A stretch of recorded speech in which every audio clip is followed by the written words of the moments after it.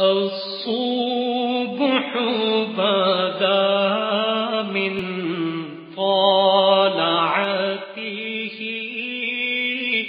واللیل السلام علیکم دوستو، اعوذ باللہ من الشیطان الرجیم، بسم اللہ الرحمن الرحیم۔ آج کا ہمارا ٹاپک ہے بچوں کا دینی جذبہ۔ کم سن اور نو عمر بچوں میں جو دین کا جذبہ تھا وہ حقیقت میں بڑوں کی پرورش کا ثمر تھا۔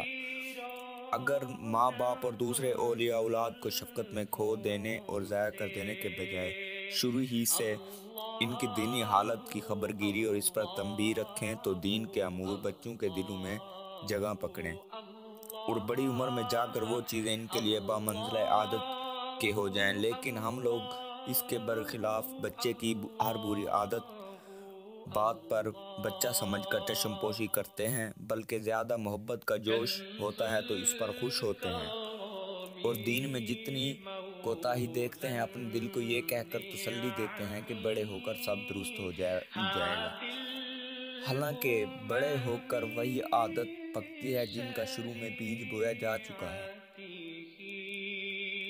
آپ چاہتے ہیں کہ بیج چنے کا ڈالا جائے اور اس سے گیہوں پیدا ہو، یہ مشکل ہے۔ اگر آپ چاہتے ہیں کہ بچے اپنی اچھی عادتیں پیدا ہوں، دین کا اہتمام ہو، دین پر عمل کرنے والا ہو، تو بچپن ہی سے اس کو دین کے اہتمام کا عادی بنائیں۔ صحابہ کرام رضی اللہ تعالیٰ عنہ بچپن سے ہی اپنی اولاد کی نگہداشت فرماتے تھے اور دینی امور کا اہتمام کراتے تھے۔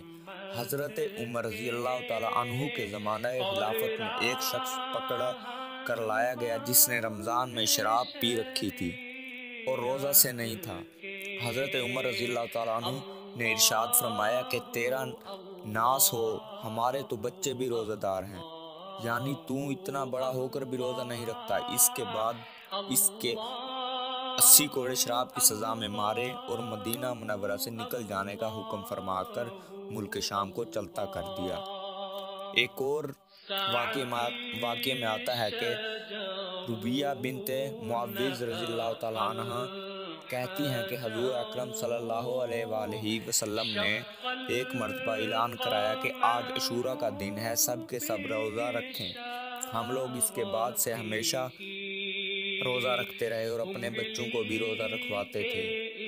جب وہ بھوک کی وجہ سے رونے لگتے تو روئی کے گالے کے کھلونے بنا کر ان کو بہلایا کرتے تھے اور افطار کے وقت تک اسی طرح ان کو کھیل میں لگائے رکھتے تھے۔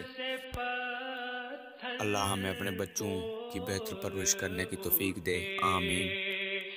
دوستو، اگر آپ کو میری یہ ویڈیو پسند آئی ہے تو پلیز سبسکرائیب اور بیل آئیکن کو پریس کرنا نہ بھولیں۔ شکریہ۔